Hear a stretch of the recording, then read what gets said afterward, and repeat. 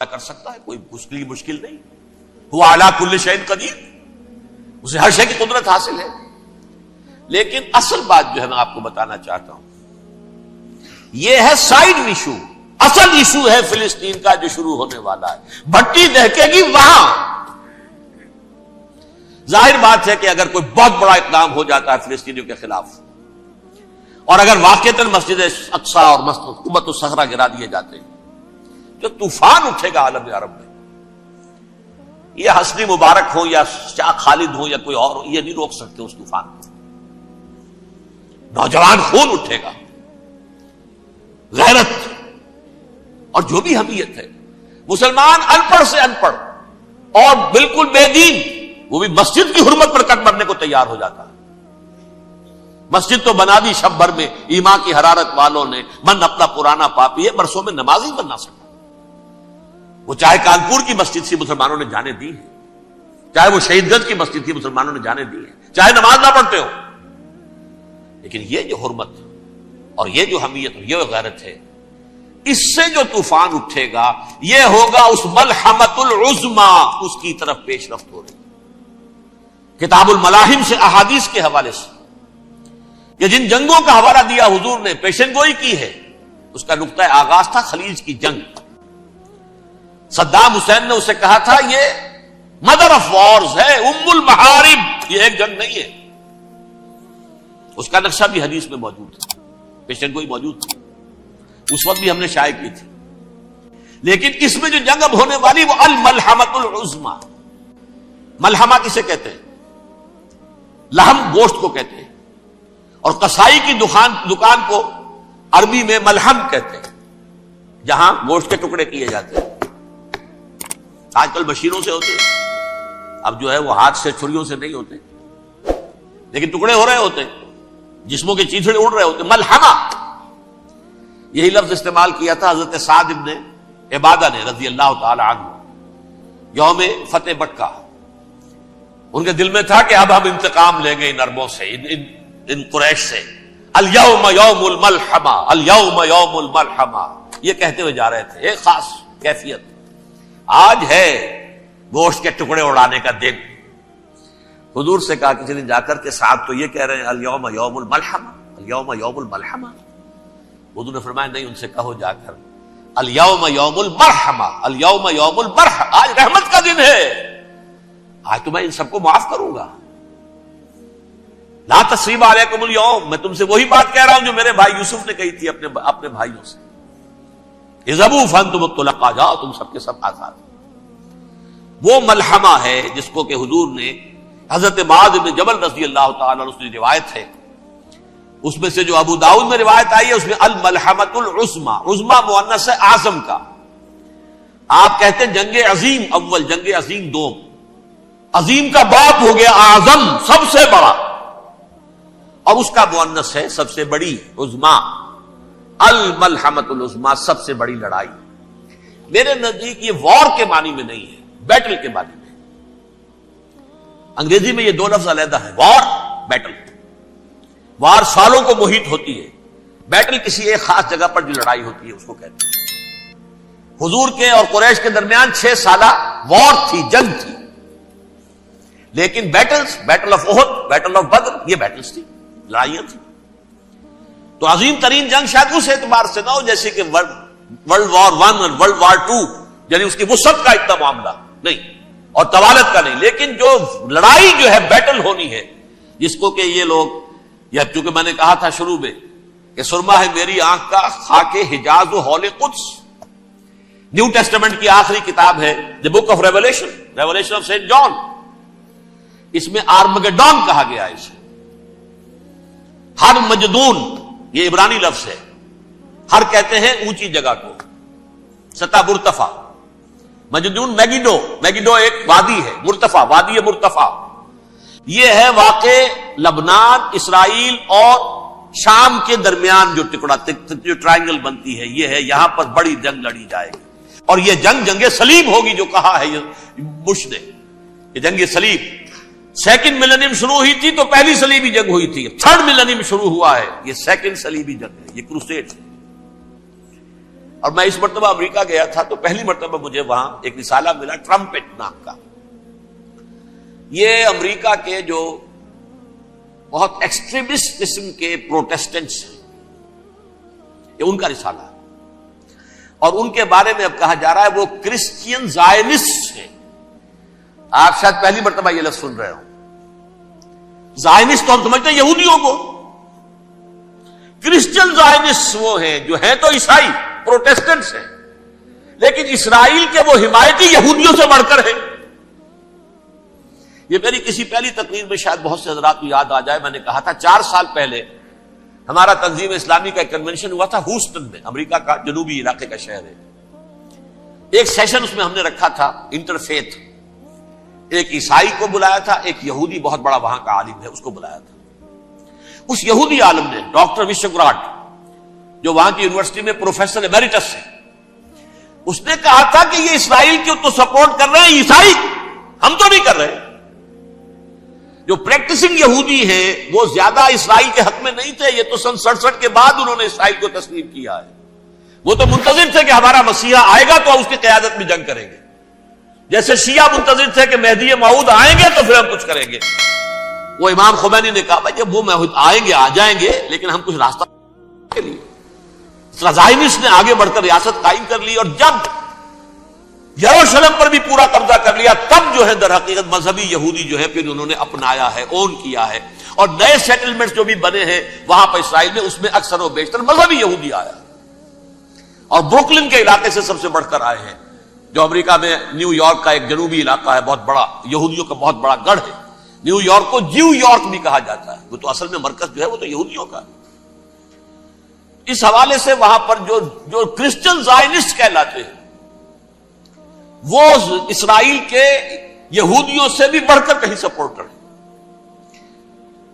بہرحال اس دوسری صلیبی جنگ کا معاملہ جو میں کہہ رہا تھا، ٹرمپٹ نامی رسالہ، اس کا ایک مضمون ہے دی لاسٹ کروسیڈ.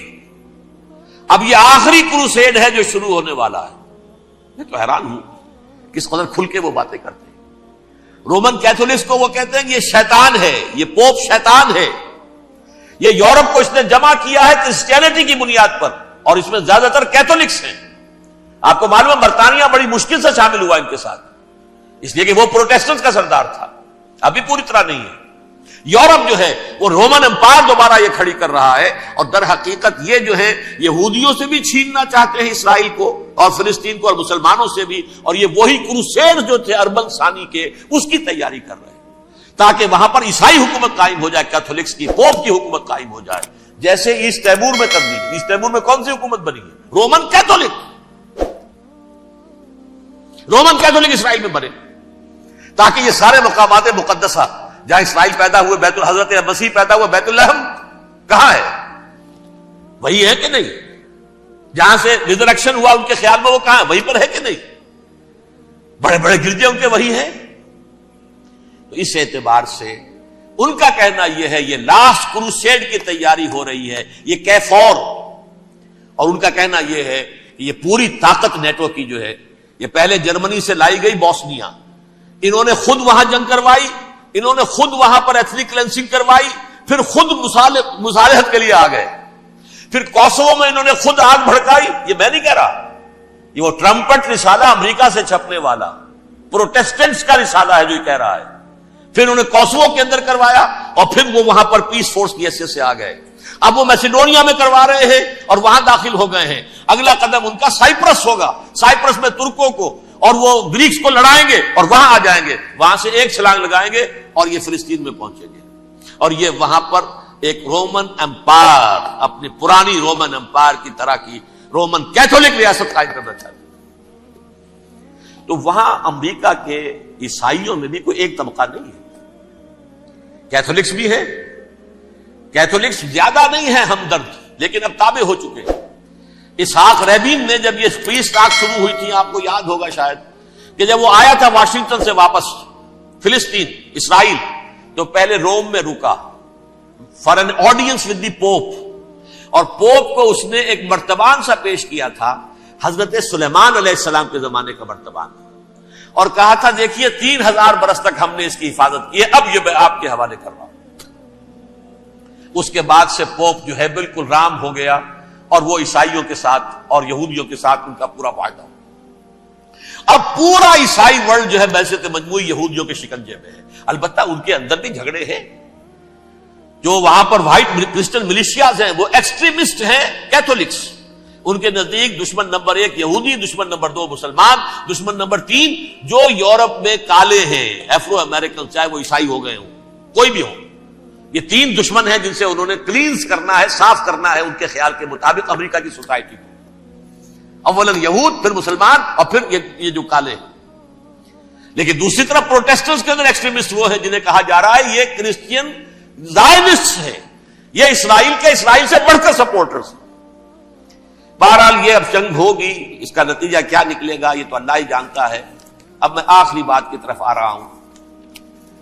آخری نتیجہ تو جو بھی کچھ اپس اینڈ ڈاؤنز آئیں گے تلک الایام نداولھا بین الناس. آخری نتیجہ ڈراپ سین وہ یہ ہوگا کہ اللہ کے دین کا بول بالا ہوگا اور پوری دنیا پر محمد کے لائے ہوئے دین صلی اللہ علیہ وسلم کی حکومت قائم ہوگی. وہ گویا قیامت کی تمہید ہوگی، اس کے بعد بس قیامت آئے گی. کیونکہ مقصد کائنات، تخلیق کائنات پورا ہو جائے گا. پوری مخلوقات کے اندر مقصد تخلیق، کلائمیکس آف کریشن محمد الرسول اللہ صلی اللہ علیہ وسلم. دین کی تکمیل محمد الرسول اللہ صلی اللہ علیہ وسلم. اور اس خلافت عرضی کے لیے جو حضرت آدم کو خلافت دی گئی تھی، جب اس میں وہ خلافت پوری دنیا پر قائم ہو جائے گی اس کا مقصد پورا ہو جائے گا. And that will be the beginning of the end. اس کے بعد قیامت ہے. آخری نتیجہ تو یہ نکلنا ہے. اس سے پہلے سزائیں ہمیں بھی مل رہی ہیں. اور یہاں میں کانٹے کی بات جو چھوڑ گیا تھا اس کو بیان کر دوں. اللہ نے اس مغضوب علیہم قوم کو، اس ملعون قوم کو کیوں اب تک چھوٹ دیے رکھی؟ میں بتا چکا ہوں یہ بڑے عذاب کے مستحق ہو چکے تھے حضرت عیسیٰ علیہ السلام کے زمانے میں. چھوٹ دی ہے، ابھی تک ہے، بلکہ ایک مرتبہ ابھارا ہے. 1900 برس کے بعد ابھرے ہیں یہ. بالفور ڈیکلریشن 1917 سن 70 عیسوی کے بعد، تقریباً 1900 برس، 1850 برس تو ہے کم سے کم. پھر creation of Israel 1948، 1967 extension of Israel, یروشلم پر قبضہ. یہ سارا جو ہے کیوں ہے؟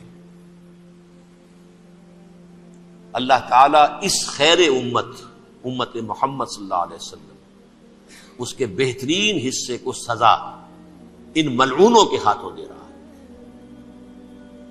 کیوں؟ جو جرم انہوں نے کیا تھا وہی ہم نے کیا. انہوں نے اللہ کی کتاب کو پیٹھ کے پیچھے پھینکا. نبذ فریق من الذین اوتوا الکتاب کتاب اللہ وراء ظہورہم. ہم نے اپنی پیٹھوں کے پیچھے پھینکا کہ نہیں؟ کولونیل رول سے آزاد ہوئے، کہیں اسلامی قانون نافذ کیا، کہیں اسلامی نظام قائم کیا. تو جو جرم ان کا تھا وہی ہمارا ہے. اور ہم خیر امت ہیں، اور ہمارے میں سے خیر ترین عرب ہیں. ان پر اللہ کا فضل، ان کی مادری زبان میں اللہ کی کتاب موجود ہے. پھر انہوں نے اللہ کے دین کو پیٹھ دکھائی. جو ملک آزاد ہوا کولونیل رول سے، یا اس نے قبلہ کر لیا اپنا ماسکو کی طرف یا کر لیا واشنگٹن کی طرف. کسی نے مکے کو قبلہ بنایا. یہ بدترین سزا ہے. ویل للعرب من شر قد اقترب. اور ترمذی شریف میں تو یہاں تک روایت ہے من اقتراب الساعۃ ہلاک العرب. قیامت کے قرب کی ایک نشانی یہ بھی ہوگی کہ عرب ہلاک ہو جائے. ایک حدیث میں الفاظ آتے ہیں کہ حضور نے جب کہا یہ ہوگا یہ ہوگا یہ ہوگا، یہ بربادی آئے گی، تو کسی زوجہ محترمہ نام میں بھول رہا ہوں، انہوں نے پوچھا کہ عرب اس دن کہاں ہوں گے؟ فرمایا العرب یومئذ قلیل، بہت کم. آخری خاتمہ ہونا ہے یہود کا حضرت مسیح علیہ السلام کے ہاتھوں. وہ عذاب جو 2000 برس تک ان سے ٹلا رہا وہ آئے گا اور ان کے رسول ہی کے ہاتھوں آئے گا. لیکن اس سے پہلے مسلمانوں پر یہ عذاب آ رہا ہے, ہولوکاسٹ کے درجے کا عذاب آ رہا ہے. البتہ ہم پاکستانی اس میں یوں سمجھ لیجئے کہ وہ تو خبریں موجود ہیں احادیث میں, وہاں تو جو ہونا ہے. اتنے انسان مریں گے کہ ایک پرندہ جو ہے اڑتا چلا جائے گا, وہ نہیں چاہے گا کہ نیچے اترے تو کسی لاش پر اترے, اسے جگہ نہیں ملے گی زمین خالی کر کہیں اتر سکے, تھک ہار کر گرے گا, مرے گا تو بھی لاش کے اوپر گرے گا. یہ الفاظ ہے حضور صلی اللہ علیہ وسلم. الملحمۃ العظمی الملحمۃ الکبریٰ, یہ لاسٹ کروسیڈ.